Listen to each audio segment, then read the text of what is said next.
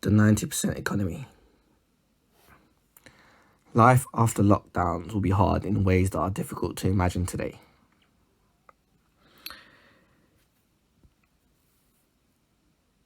In many things, 90% is just fine. In an economy, it is miserable, and China shows why. The country started to end its lockdown in February. Factories are busy and the streets are no longer empty. The result is the 90% economy. It is better than a severe lockdown, but it is far from normal. The missing bits include large chunks of everyday life. Rides on the metro and on domestic flights are down by a third. Discretionary consumer spending on such things as restaurants has fallen by 40%, and hotel stays are a third of normal. People are weighed down by financial hardship and the fear for a second wave of COVID-19. Bankruptcies are rising and unemployment, one broker said, is 3 times the official level at around 20%. If the post-lockdown rich world suffers its own brand of the 90% economy, life will be hard, at least until a vaccine or a treatment is found.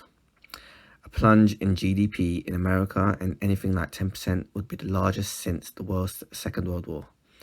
The more suffering COVID-19 causes, the more profound and enduring its economic, social, and political effects are likely to be. How lockdowns ease will itself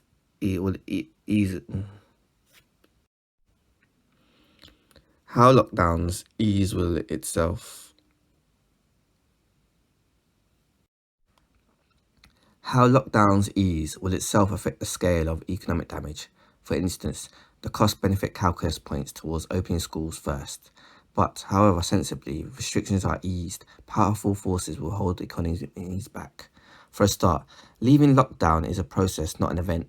Even when the worst is over, causes ebb slowly. A month after Italy's deaths peaked at about 900 a day, the toll is still over 300. With the virus still present, some social distancing is bound to stay. A second reason is uncertainty. After lockdown cease, much about the disease will remain unknown, including the chances of a second peak, whether immunity endures, and the prospect for a vaccine or a cure. This inhibits those who fear the disease.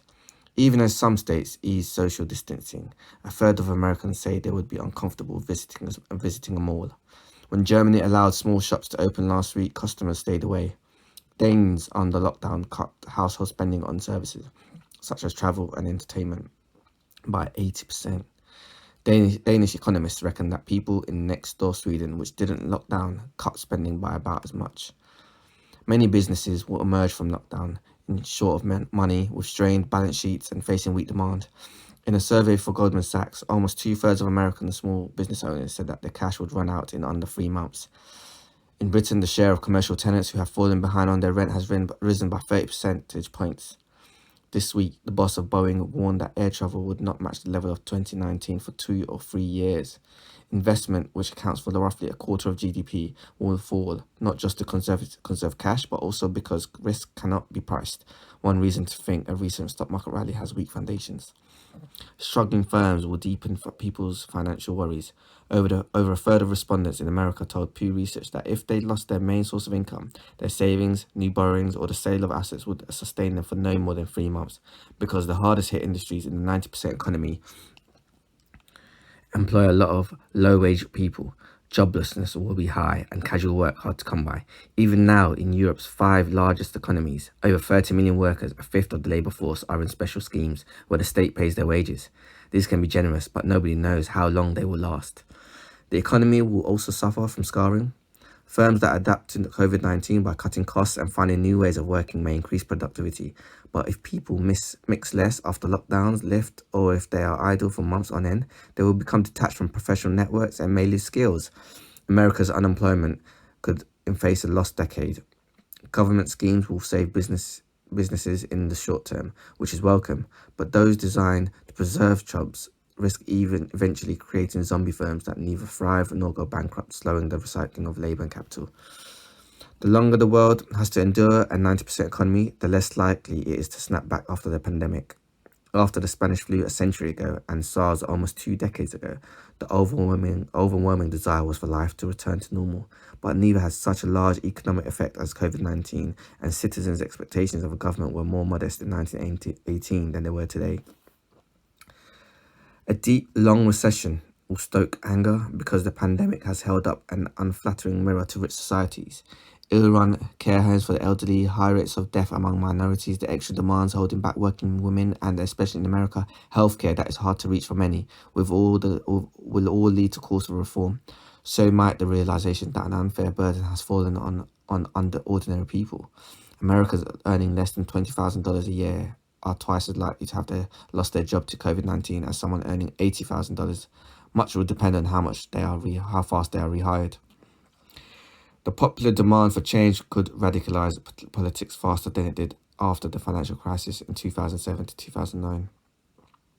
The task for those who believe in open markets and limited government is to ensure that this energy is channeled towards the right sort of change.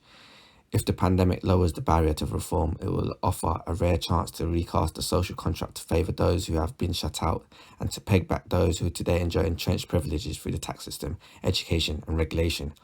Perhaps the pandemic will enhance a sense of national and global solidarity.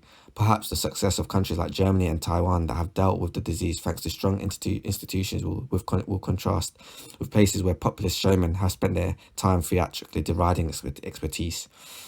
Yet that may prove to be wishful thinking. In the next 18 months, everyone with an agenda will argue that the pandemic proves their point.